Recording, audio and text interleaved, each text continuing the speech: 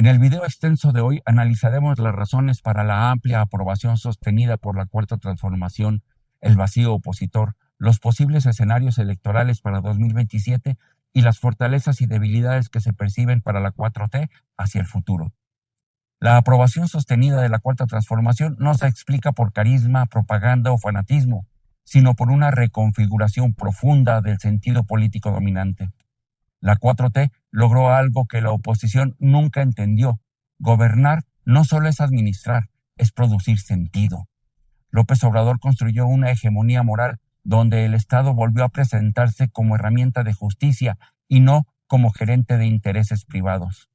Esa narrativa fue acompañada por decisiones materiales como transferencias directas, aumento histórico al salario mínimo y un discurso constante de reparación simbólica hacia los excluidos. No fue socialismo, fue algo más elemental y más eficaz. Fue justicia percibida. Desde una perspectiva político-filosófica, la 4T articuló un nosotros reconocible: pueblo contra élite, mayoría contra privilegio, soberanía contra captura institucional. Esa polarización no fue un accidente, fue una tecnología de poder. Mientras la oposición seguía hablando de eficiencia, mercados y confianza inversionista, la 4T hablaba de dignidad, agravio y deuda histórica. Y en política, eso gana elecciones. Y mientras tanto, la oposición no fracasó por falta de recursos, sino por ausencia de proyecto. Nunca logró ofrecer una visión alternativa de país.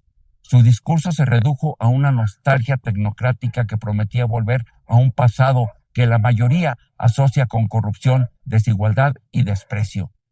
Sin un horizonte moral propio, la oposición quedó atrapada en el antimorenismo, una identidad negativa incapaz de movilizar mayorías.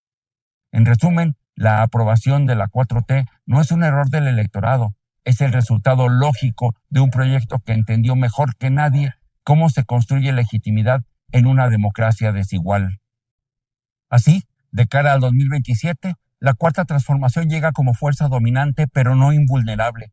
Los escenarios posibles deben leerse en función de correlaciones políticas, no de deseos opositores. En el primer escenario, que es el más probable, Morena y sus aliados retienen la mayoría de la Cámara de Diputados, aunque con menor margen. La alta aprobación presidencial, la red territorial construida desde 2018 y el peso electoral de los programas sociales sostienen este resultado. La oposición llega fragmentada, sin liderazgo nacional ni relato común, lo que limita su capacidad de capitalizar el desgaste natural del gobierno. El segundo escenario, de posibilidad media, prevé la victoria de la 4T, pero con castigo electoral.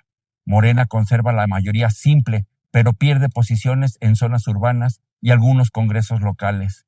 Este escenario se activa si la inseguridad se mantiene como la principal preocupación ciudadana y si surgen casos emblemáticos de corrupción mal gestionados. No implica un cambio de régimen, pero sí una advertencia clara. El tercer escenario, que es el menos probable, pero posible, presenta una elección cerrada en diputados.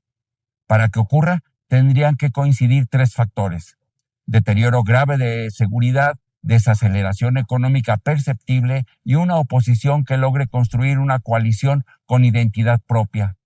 Hoy, este último elemento es el menos probable, porque la oposición sigue sin entender por qué perdió.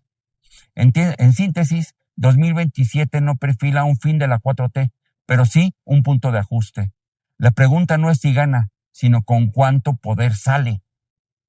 Finalmente veremos que la principal fortaleza de la Cuarta Transformación es su base social, porque construyó un bloque político real, sostenido por beneficios tangibles y una narrativa de justicia.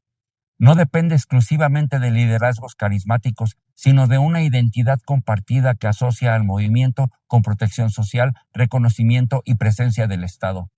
Esa es una ventaja estructural frente a una oposición sin raíces populares. Otra fortaleza clave es la legitimidad electoral. Las victorias amplias generan disciplina interna, margen de maniobra legislativa y capacidad de imponer agenda. Además, la continuidad con Claudia Sheinbaum garantiza estabilidad política y reduce la incertidumbre que suele castigar a los gobiernos de transición. Pero las debilidades son evidentes. La inseguridad es el talón de Aquiles del proyecto. No basta con explicarla, hay que reducirla de forma perceptible. La corrupción cotidiana, aunque menor que en sexenios anteriores, sigue siendo un factor corrosivo. Y la coalición gobernante no es ideológica, es pragmática, lo que implica tensiones constantes. Finalmente, la mayor amenaza para la 4T no es la oposición, sino la autocomplacencia. Si el proyecto confunde hegemonía con inmunidad, el desgaste se acelera. La historia política mexicana es clara, ninguna mayoría es eterna. La 4T tiene futuro, pero no en automático. Su continuidad dependerá de su capacidad para transformar poder en resultados y legitimidad en eficacia. Saludos.